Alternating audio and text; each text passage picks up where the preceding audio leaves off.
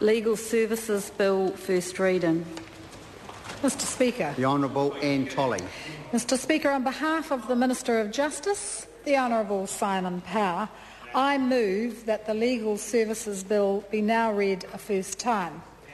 At the appropriate time, I intend to move that the Legal Services Bill be referred to the Justice and Electoral Committee and that the committee report finally to the House on or before the 21st of December 2010, and that the committee have authority to meet at any time while the House is sitting, except during oral questions, and during any evening on a day on which there has been a sitting of the House, and on a Friday in a week in which there has been a sitting of the House, despite Standing Orders 187 and 190B and C. Mr Speaker, in April 2009 I announced a fundamental review of the New Zealand legal aid system led by Dame Margaret Baisley. Dame Margaret's report, released at the end of last year, identified failings which pose a serious risk to the future of our legal aid system, including variable quality of legal aid services, inefficiencies created by prescriptive legislation, and serious service delivery issues. The clear message was that it is time for fundamental change. The Government has already moved swiftly to act on Dame Margaret's findings, and this bill forms another part of that response. The bill disestablishes the Legal Services Agency and makes the Secretary for Justice responsible for administering the legal aid system. The bill also establishes the Legal Services Commissioner as an independent statutory officer within the Ministry of Justice to ensure independent decision-making in granting legal aid and managing cases in the Public Defence Service. This bill places legal aid where it should be, at the centre of the justice system. It will ensure that the legal aid system aligns with other government initiatives intended to enhance access to justice and support the effective operation of the courts. The Legal Aid Review Panel, which currently reviews decisions of the Legal Services Agency, will also be replaced by a new, improved Legal Aid Tribunal. Dame Margaret Baisley praised the quality of many legal aid lawyers.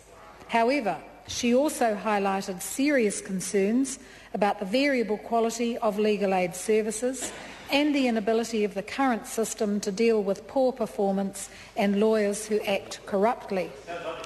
A new quality assurance framework has been developed in consultation with the New Zealand Law Society to ensure that all providers have the skills to do the job assigned to them and that complaints will be addressed.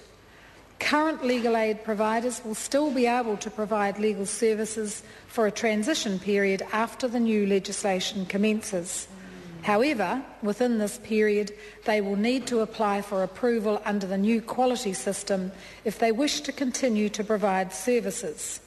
Selection committees will make recommendations to the Secretary for Justice regarding the approval of lawyers and other providers based on criteria and regulations. A review authority appointed by the Minister of Justice will be able to consider unsuccessful applications. The bill also establishes mechanisms to ensure continued quality of services after providers are approved. A new Performance Review Committee will consider complaints raised against providers and, where appropriate, recommend sanctions. The Ministry of Justice will also audit the legal aid services that have been purchased on behalf of New Zealand taxpayers.